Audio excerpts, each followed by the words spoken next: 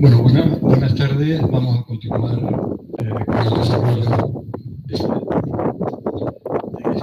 sábado de Feria del Libro. Ahora tenemos la fortuna de tener con nosotros a José María Montaner, con el que vamos a analizar su último libro, Renombrar la arquitectura en su evolución técnica, formal y ética. De alguna manera lo que estamos proponiendo es un diálogo entre ustedes y el autor, que aquí está con nosotros, para ver cuáles son los alcances de aquellos temas que él ha querido tratar en este libro, que de alguna manera es un libro que viene a resumir muchos de los intereses que José María ha tenido a lo largo de toda su vida como autor de temas de arquitectura. José María Montaner es doctor arquitecto, catedrático de Teoría e Historia de la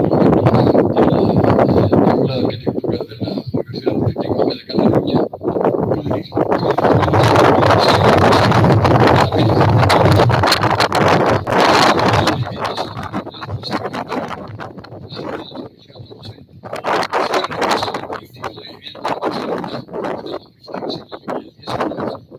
Es autor de unos 60 libros, publica en revistas nacionales e internacionales y ha colaborado en los periódicos El País y La Vanguardia.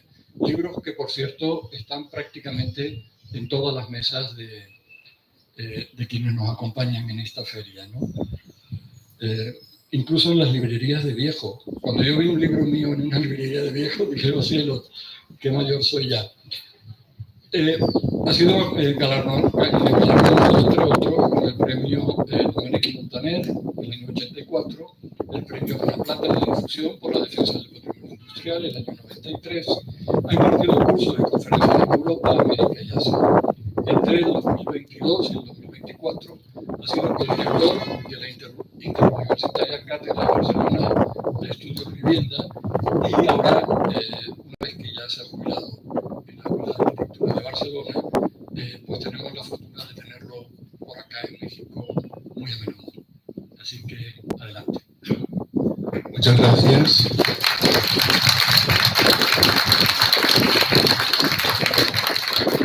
Muchas gracias al profesor Manolo Martín por la presentación y muchas gracias a la ESARC por invitarme, María Gabriela González, organizadores, por invitarme a este Fragmentos para el diálogo en torno al libro Renombrar la arquitectura en su evolución técnica, formal y ética.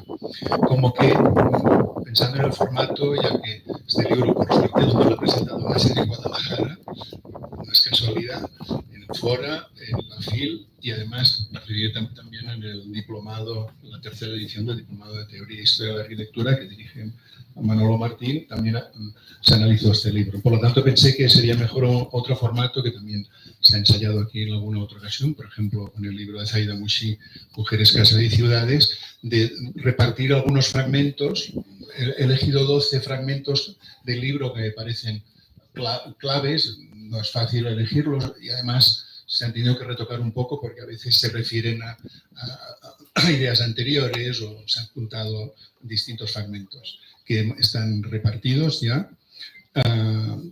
Son para que se hagan comentarios, para no redundar y hacer yo la presentación del libro, porque tiene 3 partes, una es más de historia, o una historia que llega hasta una crítica a las vanguardias, La segunda parte ya es más del cambio de paradigma, ¿no? Lo popular, la memoria, un relato ecologista, un relato más feminista, y luego ya cuestiones de método en relación a la teoría de la historia y la crítica contemporánea. Entonces pasaríamos a esto, ¿no? A abrir comentarios abiertos. Se han repartido bastantes de los textos, aunque queda quizá alguno por repartir, si no se reparte en el momento que corresponda.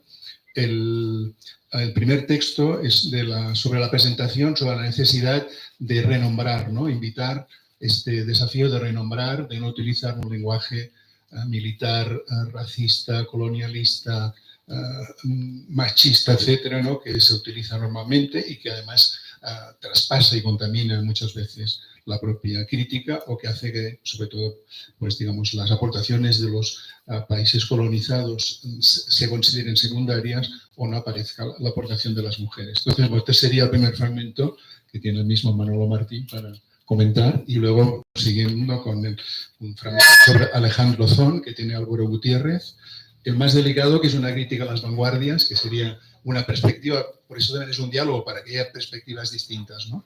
Sería una perspectiva un poco crítica con la arquitectura moderna de la que se ha hablado ahora. No sé si está repartido ya.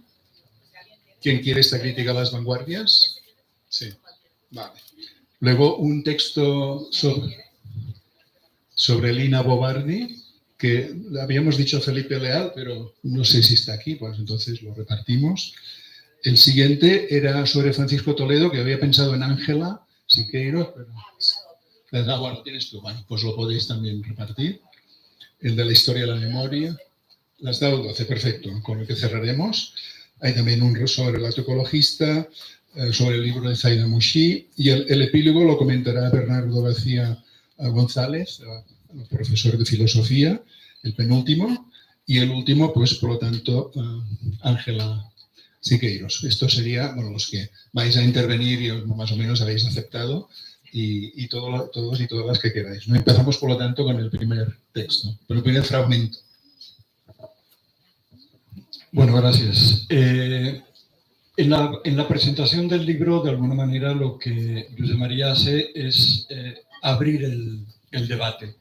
Y desde el principio entra de lleno en el problema en el que la arquitectura, la disciplina, se encuentra en este momento. Y que tiene que ver básicamente con el crédito de la disciplina. La arquitectura es algo de lo que hablan los arquitectos entre sí, pero estamos muy separados de la sociedad a la que en el fondo tenemos que servir. Entonces lo que plantea en esta presentación de Josep María es la necesidad de renombrar para irnos olvidándonos de palabras obsoletas como autonomía disciplinar, estilo, el arquitecto como varón y como héroe individual, la arquitectura eterna, el valor de la forma arquitectónica sobre todo lo demás, el profesionalismo, etc. Y lo que plantea también desde el principio es introducir otros conceptos que permitan mirar la arquitectura de otra manera, desde el campo del ecologismo, del feminismo, es decir, palabras que de alguna manera permitan empezar a hablar de arquitectura quizá desde cero.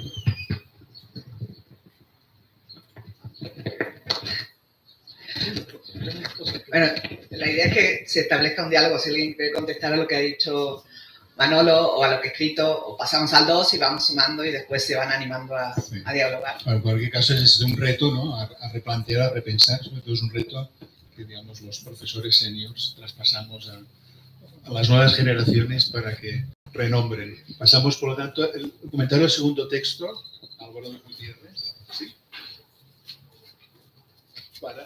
Que es un fragmento que cubre, digamos, dos cuestiones, digamos. Uno es la síntesis de la tradición de la enseñanza, sí, de la enseñanza Beaux-Arts, la enseñanza politécnica, y esto precisamente se ve en la figura y en la obra de un arquitecto de Guadalajara, que es Alejandro Zón, que estudió primero ingeniería, después arquitectura, y que tenemos su obra en esta ciudad, Por lo tanto, también es una pieza importante, tanto por lo que respecta a la arquitectura mexicana como por lo que respecta a esta síntesis de dos como hemisferios o maneras de pensar y proyectar la arquitectura, que es el Beaux-Arts y el Politécnico. Gracias. Así es, como comenta Josep María, la palabra clave, aquí yo creo que es síntesis, ¿no? El sistema Beaux-Arts y el sistema del Politécnico, o esta gran combinación que se logra, es lo que genera en Alejandro Son esta gran obra o esta obra completa que podemos ver en edificios como el Mercado San Juan de Dios o en sus obras de vivienda. Algo muy curioso también es el tema del uso del material, que creo, o más bien yo tenía presupuesto que sería algo con un tema de arquitectura social, como se hizo en Brasil, con Niemeyer, con Lucio Costa, incluso Lina Bobardi, pero yo creo que más bien pues, de la escuela del Politécnico, ¿no? O sea, está profundamente con el tema Beaux-Arts, que logra esta arquitectura tan plástica, tan completa, no solo en espacios públicos, sino en vivienda, o que quieran preguntar, que quieran comentar, complementar, o seguimos.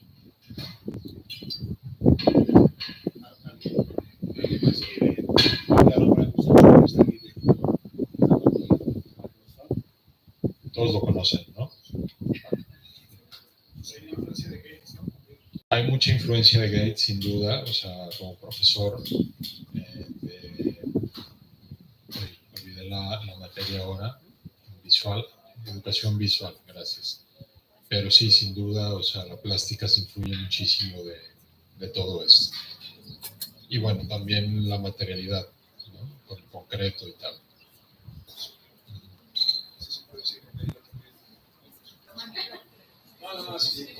Sí, sin problema. Aunque quizás también la influencia de Candela, ¿no? Candela, si no me equivoco, fue de los primeros que empezaron a usar ese tipo de estructuras aquí en México y Alejandro Son lo implementó en Guadalajara.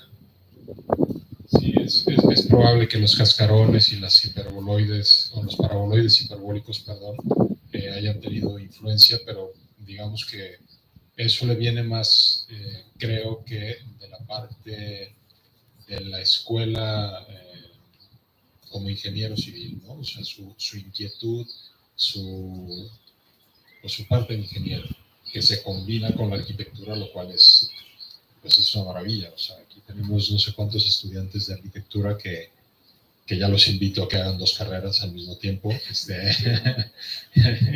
y que sea la de ingeniería civil para que logren este tipo de proyectos y obras, ¿no? No sé si alguien más. Muy bien, pues seguimos. El texto. Sí. Sí, bueno, buenos días. Mi nombre es Miguel Navarro. Me tocó a mí, de alguna manera, dar una introducción de este tema que es la vanguardias abstractas, confluencias, eclosión y contradicciones. Y no sé tanto del tema, entonces, pues mucho de lo que voy a leer, la mayoría, y aunque había escuchado un poquito, pues les comparto lo que está aquí escrito. Las vanguardias estéticas y arquitectónicas de principios del siglo XX fueron la máxima expresión de las aspiraciones de la modernidad. Tal como ha escrito Zygmunt Bauman, la modernidad tiene la extraña capacidad de minimizar el autoanálisis. Envuelve los mecanismos de autorreproducción en un plano de ilusión. En definitiva, no reconoce contradicciones. Las vanguardias construyen un relato épico dentro del cual se confundieron sus muy diversas y contrapuestas influencias, y en el que las grandes contradicciones de su realidad en relación a sus objetivos se cubrieron con una construcción historiográfica y argumental pretendidamente legitimadora y hegemónica. menciona aquí a varios autores, a varios creadores. Dice, el hecho de poner tanto énfasis romanticista en la originalidad de la obra y el genio del creador incurre al menos en una triple contradicción. En primer lugar, este mito de la originalidad rechaza necesariamente el mecanismo humano de la mímesis, esencial en toda evolución del arte. Reprime el ejercicio de la copia y comporta negar y ocultar toda influencia. En segundo lugar, ya que está en la época de la reproductibilidad técnica de la obra de arte, tal como explicó de manera certera y pionera Walter Benjamin, invalidó para siempre el carácter de afirmación individual del momento creativo y el aura irrepetible de la obra. Las tramas y abstracciones radicales que propusieron Malevich, Mondrian o Albers van ellas mismas contra la invención total. Por lo tanto, promueven la repetición y no la originalidad. Y en algunos artistas modernos, como el escultor Augusto Rodin, el pintor Giorgio Morandi o el fotógrafo Henri Cartier-Bresson. Ellos ya fueron conscientes en los mecanismos de creación de sus obras de la posibilidad de la reproducción y socialización de la obra de arte. Y por último, se está limitando a entender toda obra como creación individual, algo que podría servir para la literatura de las artes plásticas. Pero creaciones como la arquitectura o el cine son siempre obras colectivas. ¿Sabe? Muchas veces con la intervención de mujeres diseñadoras, arquitectas y urbanistas que la historiografía ha borrado, precisamente desde esta óptica de señalar solo a un creador, generalmente a hombre.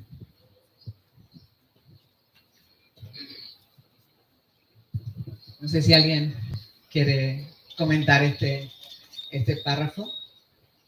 Yo lo que diría que, bueno, había pensado que lo leía también, te había ganado y había leído antes, que claro, que esta construcción del ídolo y lo heroico nos deja fuera no solo a las mujeres, que evidentemente, porque ya para los años 50, 60, en los 50, hace 23 años que, no, en 50, 27 años que se graduó la primera arquitecta mexicana, María Luisa Dehesa, como casi también 50 que se graduó la primera latinoamericana en 1914 en Brasil, o sea, y 1923 Uruguay, 1927 Argentina, y la primera arquitecta argentina hace una de las obras más maravillosas de esta memoria que se hablaba antes, ¿no? Que es trabajando en el municipio de la Ciudad de Buenos Aires, hacer los pabellones del cementerio de Chacarita, que es una obra brutalista, diríamos hoy, maravillosa de arquitectura moderna, simbólica, y quien lee los documentos de la época se olvida, casualmente, de citar a las mujeres. ¡Qué casualidad!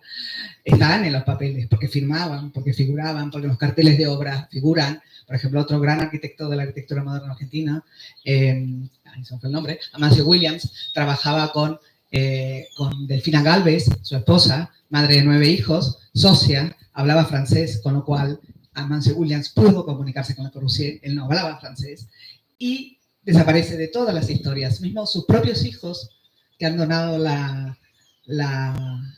archivo de Amancio Williams a Montreal, es de Amancio Williams nada más. Trabajaron juntos siempre. Y además, para que él pudiera trabajar, ella crió 9 hijos, insisto, 9, no 2, no 3, 9. Pero también trabajaba. Y eso se ve en las fotos de los carteles de obra, están los dos. La Casa del Puente, que es una de las obras más famosas de Amancio Williams, en el cartel de obra figuran el nombre de los dos. Entonces, esta revisión, que aquí está claro que deja fuera a las mujeres, pero deja clara a la mayoría de los que estamos aquí y las que estamos aquí, porque Le Corbusier, Kahn, Sisa, Alto, hay uno, hay dos, pero no hay las cientos de personas que son necesarias para construir una obra, ¿no? Entonces, parte del reanálisis y redescubrimiento de las arquitecturas tiene que ser también entender el contexto en el que se produce, el contexto político en el que se produce, el contexto económico en el que se produce. No es casual que América Latina tenga sus grandes obras de la arquitectura moderna en los 50-60, momentos de armado de países y una especie de socialdemocracia que luego se fue al traste, como bien sabemos, pero que también las mujeres están presentes y muchos hombres que hacen otras tareas, ¿no? Si no revisamos eso, como profesores y profesoras estamos generando ya futuros profesionales frustrados, porque no serán ni Alvar Aalto ni Le Corbusier, porque hay dos, pero serán piezas importantísimas del ajedrez, que es la arquitectura, que no se construye con una ni con dos personas. Entonces creo que además de la reivindicación de las mujeres, es la reivindicación de la complejidad y de los múltiples actores que pueden ser actores políticos, que hay arquitectos y arquitectas que se han dedicado a la política y desde ahí han sabido encargar obras. O sea, que la obra no nace solo porque a un arquitecto se le ocurre diseñarla, sino porque hay alguien que la carga, la paga, la financia, la apoya, la pelea. Y luego hay todo un equipo que lo hace posible. Bueno, el 4, ¿quién lo tiene?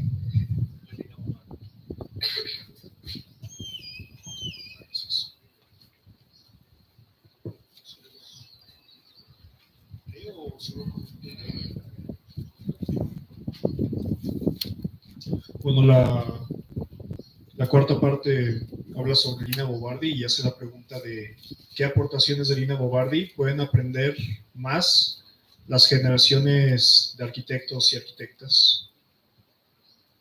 Y pues se habla un poco de su relación con la naturaleza, con el arte popular del contexto que ella vivió profesionalmente de Brasil, siendo ella migrante italiana.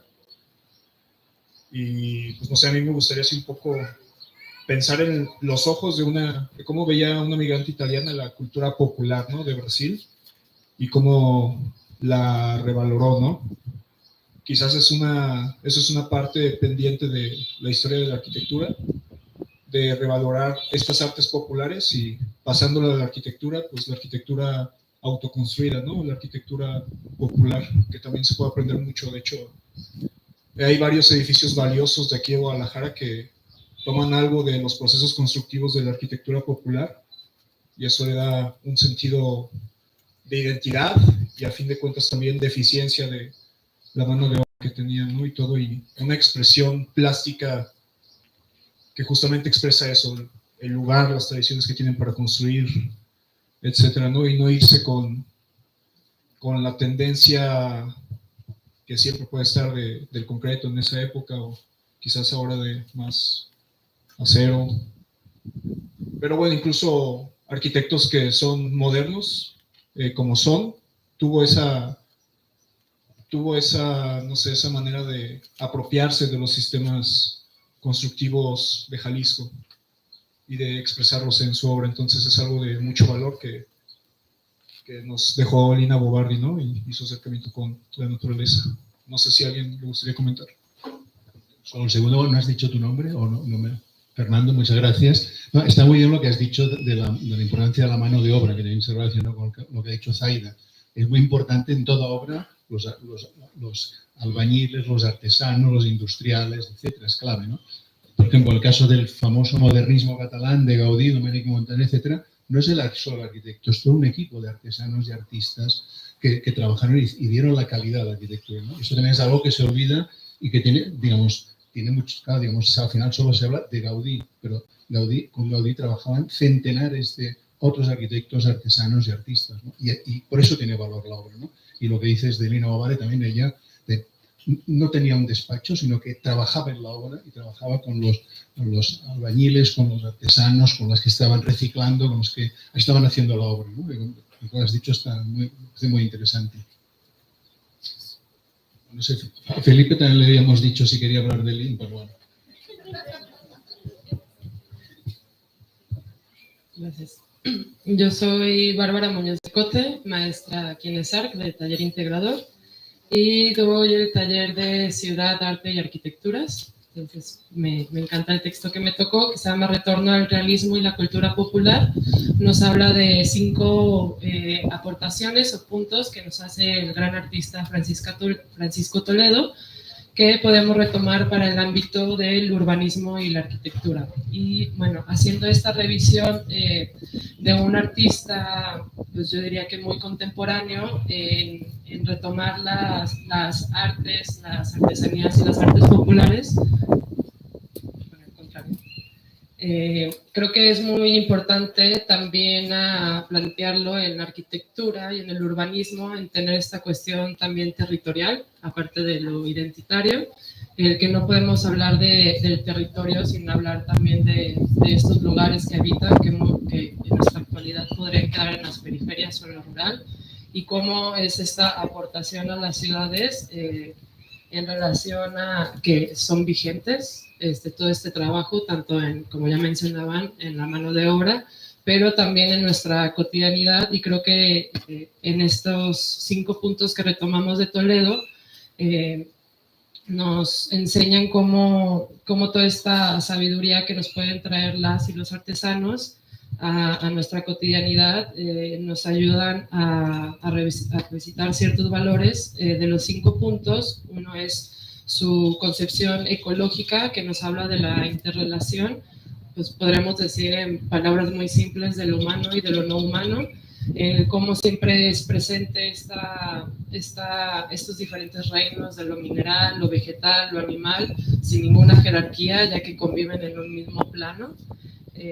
También nos habla de la defensa de la igualdad, y aquí hablamos también de las resistencias y de las luchas de nuestros pueblos originarios a favor de los indígenas, y también la cuestión de los accesos a las oportunidades, donde es muy importante también reconocer toda la aportación que han hecho las artes populares a nuestros contextos creativos y disciplinares, como el diseño, la arquitectura y las artes, claro. También la recuperación de lo común, donde pues es importante revisar en esta época capitalista, pues la cuestión que no es olvidar como la propiedad privada, la dueñidad, y cómo volvemos a lo común, que es algo que podemos aprender y es muy importante dentro de la escuela, aprender de estas dinámicas sociales para poder migrarlas a nuestro ámbito académico y urbano.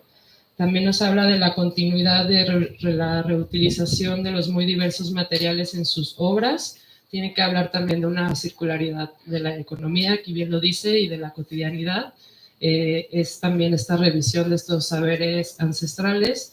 Y bueno, el énfasis de el arte y las artesanías en el espacio público, pero aquí me gustaría también agregar dentro de nuestra cotidianidad, dentro de nuestros hogares, desde el objeto utilitario y bello que puede ser las artesanías, que aparte de ser un objeto que nos puede remontar a una tradición, a una historia que pocas veces revisamos en escuelas de arquitectura, nos enseñan todos estos mitos que nos hablan de nuestra condición humana como mexicanos, y también la importancia que tuvieron hace 100 años en las vanguardias, las artes populares, que de aquí pues se retoma toda una escuela de lo conflictivo que puede ser lo que es lo mexicano, y cómo todos estos saberes de las artes populares pues plasmaron grandes obras dentro del teatro, dentro de la literatura, también de la danza, de la pintura, y pues claro que también de la arquitectura, ¿no? Y los lugares que más visitamos cuando somos turistas en otras ciudades están plasmados de todas estas bellas imágenes que nos dan el mundo de las artes populares. Y ¿qué más podría decir? Bueno, también nos enseña como esta sensibilidad de poder observar con qué otros seres no humanos convivimos, coexistimos. Como ya había mencionado, pues los minerales, los vegetales, los animales, pero también estas cuestiones espectrales que tienen que ver con las deidades, que en el caso de las mujeres nos enseñan cómo es esta cuestión de dar vida, de engendrar y seguir creando, ¿no? Para en virtud pues de la humanidad y del bien común. Bueno, no sé si alguien gusta opinar.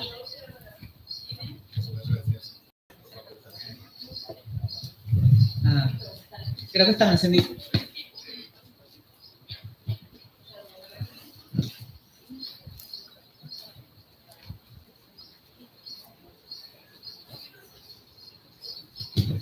Hola, buenas tardes. Soy Jorge Tejeda, soy profesor aquí también en la SARC y en otras instituciones. Bueno, me tocó a mí el tema que se llama de la historia a la memoria. Bueno, más de 30 años clase de historia, entonces como anillo al dedo. Y creo que sí es importante sobre todo para los estudiantes y los profesores, no confundir nunca historia y memoria, ¿no? Empieza el texto hablando de que desde 1960 la historia de la arquitectura propiamente se revaloriza cuando estuvo de alguna manera como relegada y estuvo casi negada, y es a partir de este crecimiento del movimiento moderno cuando se voltea para atrás, ¿no?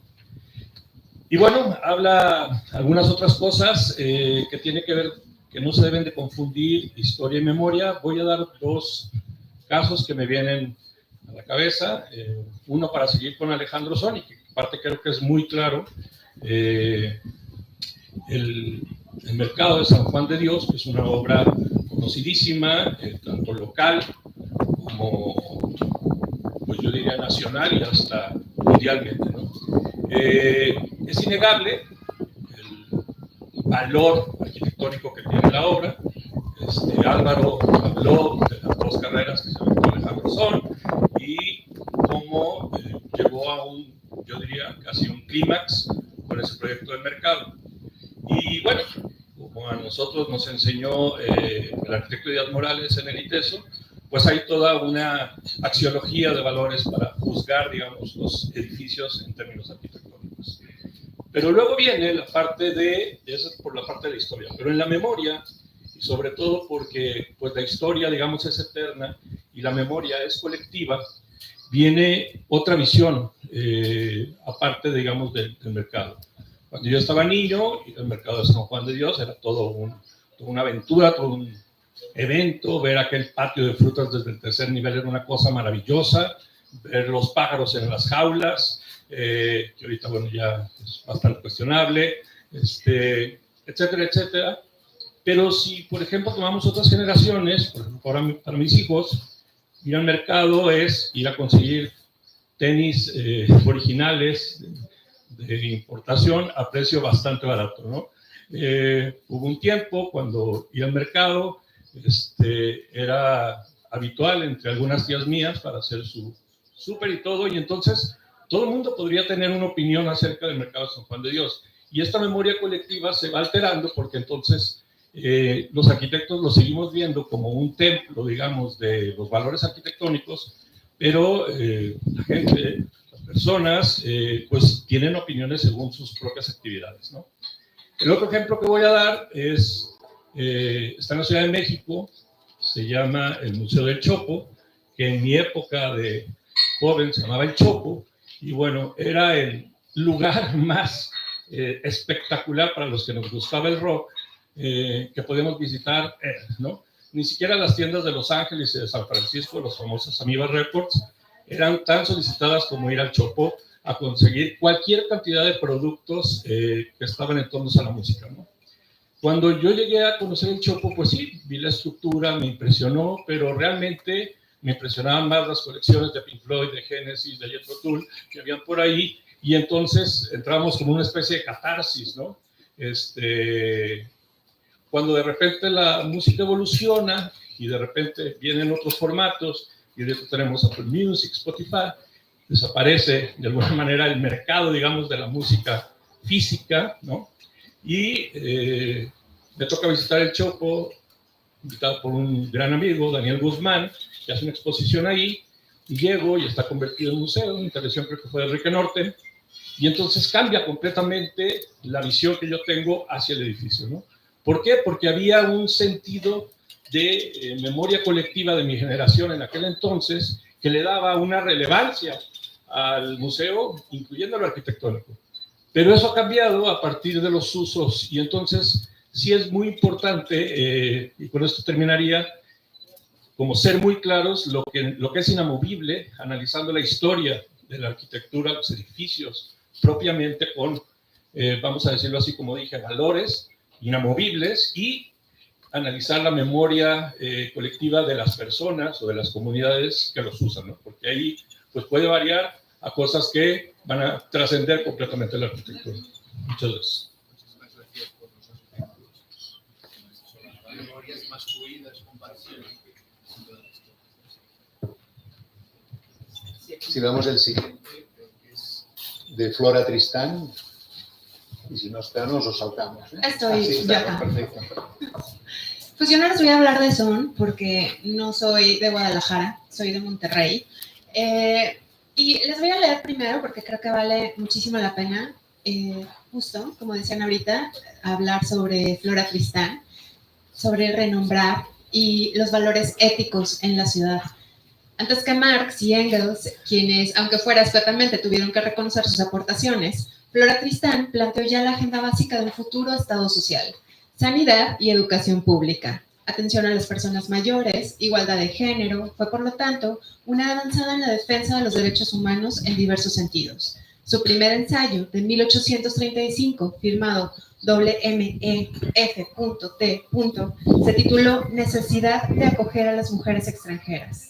Y su libro más emblemático y activista fue La Unión Obrera, de 1843, transcripción de su experiencia y argumentos en los últimos años de su vida, con graves problemas de salud, luchando en las fábricas francesas para convencer a los obreros en la Unión, organización y lucha sindical, codo a codo con las mujeres. Y en sus paseos por Londres en 1840, y esto lo digo yo que a manera de oráculo, expresó explícitamente el deseo de una futura Europa unida, anunciando que Inglaterra sería siempre un obstáculo para este fin, por su oposición ancestral a la Unión de Europa.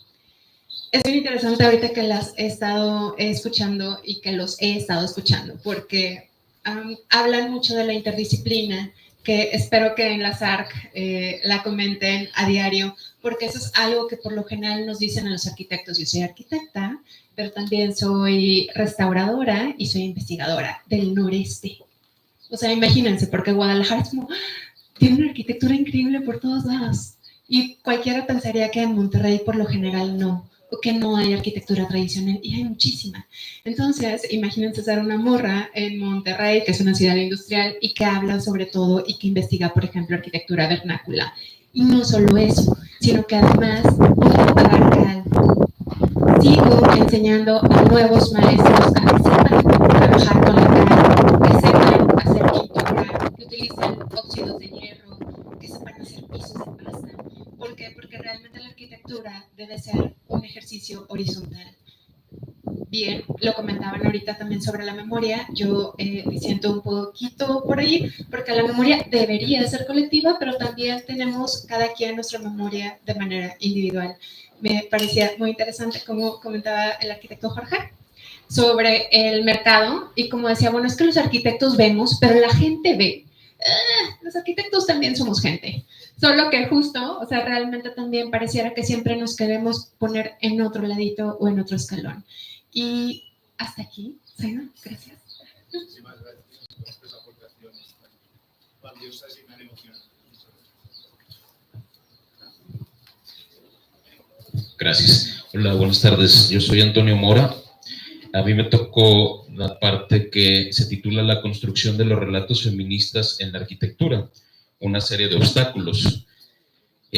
Bueno, el texto comienza hablando sobre cómo las mujeres han querido destacar en varias áreas, no solo la arquitectura, podemos hablar también de la pintura, y habla también de un respaldo desde el punto de vista familiar. Su círculo más cercano puede ser los padres, la pareja, ¿sí? Y a pesar de que probablemente, y no probablemente, ciertamente, hubo muchas destacadas en diversas áreas, pues fueron disminuidas o fueron eclipsadas, probablemente por un temor, pues, netamente tóxico masculino, por llamarlo de alguna manera.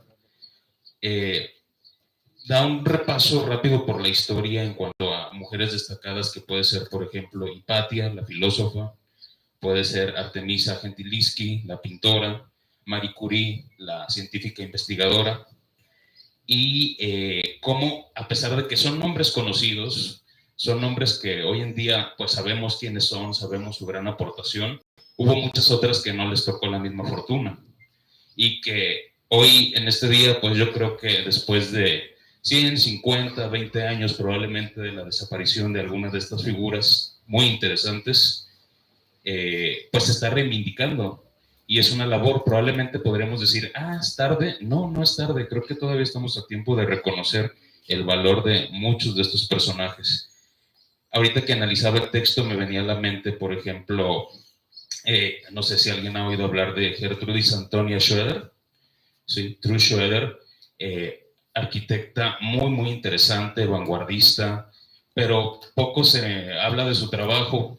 Está como más a la vista Thomas Riedel, que probablemente por la casa Schroeder sí lo ubiquen a él, y justamente ella fue colaboradora con él.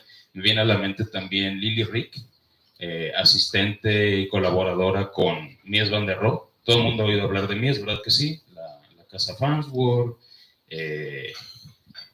cualquier obra que hablemos pues de él, ¿verdad? El pabellón alemán. Y de Lily pues poco se dice, y realmente mucho de lo que diseñó ella pues engalana las obras de este arquitecto. Me viene a la mente también Eileen Gray, sí, Eileen Gray, que también de alguna manera, por la época que le tocó vivir, pues no pudo, a pesar de que era extraordinaria arquitecta, no pudo pues destacar entre un mundo de personas que no le permitía hacerlo. Me viene a la mente también Ania Alto, esposa de Álvar Alto, y compañera y colaboradora y gran diseñadora también. Y bueno, podemos seguir con la lista, y sería interesante seguir con la lista para descubrir pues muchos de estos personajes interesantes, y que al final de cuentas no es el género quien aporta, sino la persona, el espíritu, el ímpetu, las ganas de hacer las cosas y de hacerlas bien. Y pues yo me quedo con esa parte, que creo que debemos dejar a un lado un poquito la idea de poner obstáculos por una cuestión genérica, por una cuestión ideológica, por una cuestión preferencial, y abrir un poco más la mente a nuevos esquemas que podemos pues aprovechar todos en el ámbito cultural, en el ámbito arquitectónico, en el ámbito social, político, y en cualquier ámbito que queramos introducir. Muchas gracias. Gracias, voy pasando rápido, a ver si llegamos a leer antes de que tengamos que desarmar. ¿Sí? ¿A 9? Hola, yo soy Oscar. A mí me tocó el relato ecologista del modelo piramidal al horizontal en red y sistémico. Básicamente es la manera en cómo el hombre, literalmente el hombre a través de los años ha tratado de ordenar su relación con el mundo, ¿no? Y cómo ese modelo, esa necesidad de meterlo en una cuestión geométrica, en una pirámide, en un triángulo, en cualquier figura geométrica, pues resulta reduccionista, ¿no? Desde esta necesidad que surge en el hombre de empezar a catalogar por categorías, ¿no? El hombre está en la punta, y de ahí se va ordenando los elementos según su visión, ¿no? Y también habla de la relación que tiene el ser humano con la naturaleza, ¿no? Como la naturaleza durante muchas épocas, y creo que ahora más es una crisis tremenda, ha estado no en una relación con el ser humano en las épocas modernas, sino en una condición de esclavitud, básicamente. Creo que un poco todo esto está interrelacionado, lo que hemos platicado, en una cuestión que evidencia una crisis de pensamiento muy profundo, ¿no? Y cuando hay una crisis hay una gran oportunidad de generar este tipo de reflexiones, ¿no? Creo que a partir, y cómo estos modelos, digamos, llegan a un punto de evolución, como yo lo veo, y luego surgía una inercia tremenda en la cual ya deja de existir esa reflexión que realmente cambia de paradigmas, ¿no? Entonces, la arquitectura, aunque sea un nombre en femenino, pues evidentemente está copada por los varones, por los hombres, y deja de lado en esta figura egocéntrica que se ha convertido la profesión a todas las demás visiones, ¿no?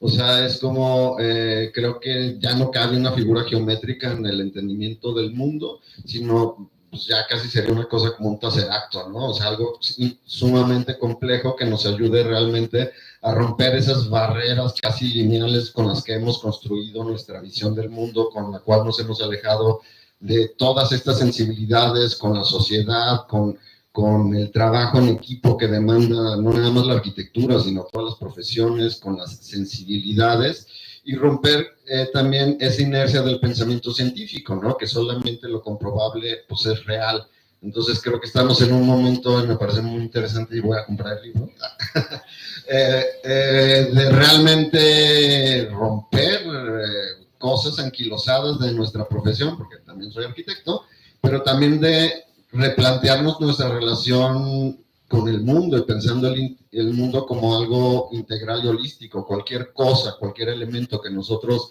generamos sin la suficiente sensibilidad como arquitectos, como urbanistas, como paisajistas, tiene una huella profunda en las personas, ¿no? Y en la naturaleza, y cómo se van relacionando para bien o para mal. Voy presionando para ver si llegamos a leer todo. Perdón, Marta. Vamos. Hola, yo soy Ania Naveja. A mí me tocó el número 10, consolidar las interpretaciones feministas. Y les voy a leer un poco, que realmente este texto a mí me hizo más como cuestionarme un poco sobre mi punto en mi área profesional, porque yo estoy estudiando arquitectura, ya prácticamente lo terminé, pero les voy a leer un poco. Y un paso trascendental en la construcción de una nueva historia de la arquitectura ha sido el dado precisamente por la ya citada Zaida Muxi, con su libro crucial e imprescindible Mujeres, Casas y Ciudades, más allá del umbral. Y es que esta especie de contramemoria o contrarrelato en relación a lo dominante comporta hoy una revisión total de la historia patriarcal, que me gustaría saber un poco sobre el comentario que tiene Zaida sobre esto. Y también me gustaría leer el libro porque no he tenido la oportunidad de leerlo. Una revisión que no es complementaria o marginal, sino que se sitúa en el mismo eje de la construcción historiográfica tan necesaria en el presente. Y ante la posible pregunta de cómo es que hasta 2018 no se ha escrito un libro en el que se recopilen tantas experiencias diversas de mujeres arquitectas. Pues parte de esto para mí ha sido cuestionarme, también darme a la tarea de investigar hasta qué punto yo como mujer, como mujer he sido parte de la historia. Y no yo, pues, sino mi género. También habla sobre que se podría dar la respuesta de derechura que le da a Christine de Pizan en La ciudad de las damas, que es un libro, cuando esta le pregunta por qué aquellas valiosas mujeres no refutaron los libros y los juicios de los hombres que las difamaban.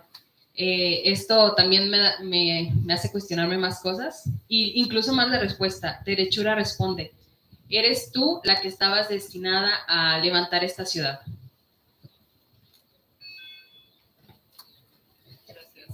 Gracias. Vamos con los dos últimos textos allí.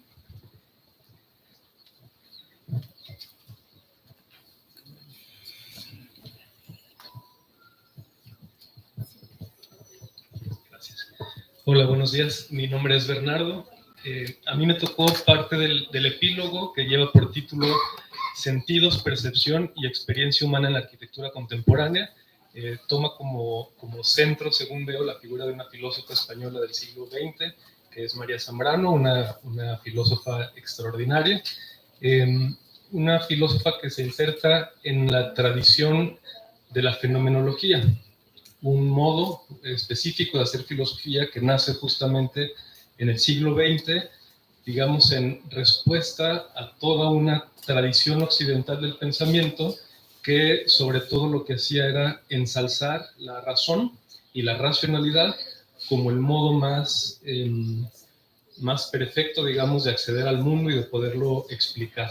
Digamos, esa tradición que empieza con los filósofos griegos, ¿no? con Sócrates, Platón, con Aristóteles, y que culmina hasta el siglo XIX con Hegel, la historia del pensamiento, claro, en una reducción rapidísima, pero puede ser vista como un enorme crecimiento de la razón, digamos, ¿no?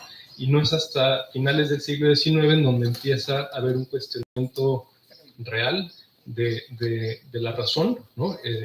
Surgen ahí filósofos y filósofas, pues los más famosos llamados maestros de la sospecha, como Nietzsche, como Kierkegaard, el propio Marx, que también le tocó a la compañera leer algún fragmento. eran filósofos que se encontraban con un gran conflicto, que era cómo podemos comprender el mundo si entonces Nietzsche decía, por ejemplo, Dios ha muerto, refiriéndose en realidad a que la razón había muerto, ¿no? Son filósofos que empiezan a hacer una filosofía distinta, que no se basa por completo en la racionalidad. Me parece que una de las expresiones más bellas y más profundas del siglo XX está en esta filósofa que es María Zambrano, en donde ella encuentra lo que ella nombra una razón poética, una razón que no está ligada a los conceptos, digamos, sí, clásicos de la filosofía, sino que más bien navega por los límites del lenguaje, y por eso le llama razón poética. Creo que la filosofía occidental en el siglo XX ha tenido entonces, y ella es una expresión de eso, como dos modelos: una filosofía más corporalizada, por supuesto todo esto posibilitado por los movimientos y los pensamientos feministas, particularmente en los años 50 y 60, es un giro corporal de la filosofía, y también un giro afectivo de la filosofía, al que alude también el epílogo del libro de Josep María, que es el giro afectivo que hoy conocemos, muy en boga, digamos, no solo de la filosofía, sino de las ciencias humanas y sociales en general. Pues María Zambrano yo creo que es una de las filósofas que apuntala mejor un modelo de filosofía que se aleja de la racionalidad pura para entrar al territorio del cuerpo y de las emociones. Gracias, Ángela. El último cosito. Pues un privilegio cerrar. Mi nombre es Ángela Siqueiros. Con esta invitación y esta zarandeada que nos ha de alguna manera movido José María con renombrar la arquitectura, como que le hacía tanta falta actualizar a unas realidades muy distintas a las que de todo lo que se había escrito. Y creo que otra parte del epílogo es esta conclusión de que hay que valorar los sentidos para recuperar las cualidades y experiencias de los inicios. Entonces, como que volver al origen de la función y del sentido de la arquitectura. A entender también al ser humano en esta integralidad o en esta manera holística que ya mencionaron todos ustedes, y que somos interdependientes todos. Realmente no hay una prioridad, pero sí hay que entender que el ser humano está vinculado y depende también de todas estas otras seres, o como mencionó Bárbara, los no, ¿cómo dijiste? Sí, no humanos. Pero también están este recorrido que hizo en el libro de las animales, de la relación con las plantas y las sociedades originarias, las comunidades primitivas. Es una como invitación a reivindicar la vida frente al dominio del consumismo, del extractivismo, de la depredación y la operatividad del capitalismo y del patriarcado, por supuesto, habiendo profundizado en todas las aportaciones que la mitad de la población generamos y proveemos.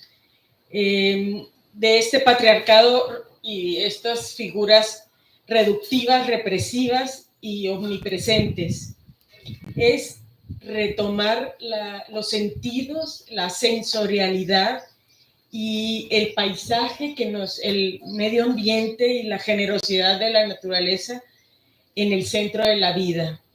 Y también que en nuestras tareas como arquitectos, pues que este sea el centro y que en los proyectos se pueda ahondar en esta, vamos a decir, vinculación entre todos para un futuro posible. A mí me parece muy esperanzador ante tantas amenazas medioambientales, de guerra, de tanto, bueno, pensarnos como seres que podemos realmente incidir en este futuro, en este mañana. Entonces, muchas gracias por este libro y por estar aquí.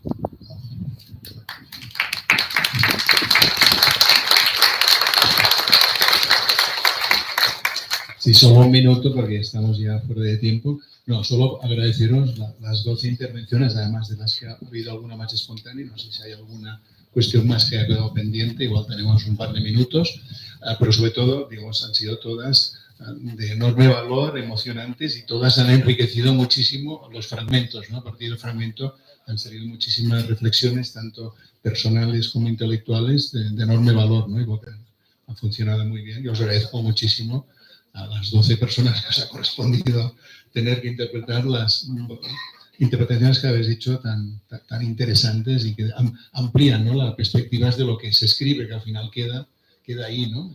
Y especialmente el valor de lo que se escribe tiene esto, ¿no? Que llega y se interpreta, y cuando alguien lo lee y lo interpreta vuelve a estar vivo, ¿no? Y vuelve a comunicarse, a emocionar y a sugerirnos y sobre todo a enriquecer nuestro conocimiento y nuestra memoria, ¿no? Nada más, muchísimas gracias y seguimos con la siguiente presentación.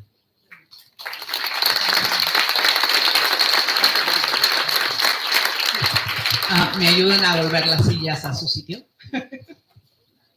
Y los invitamos a la siguiente charla.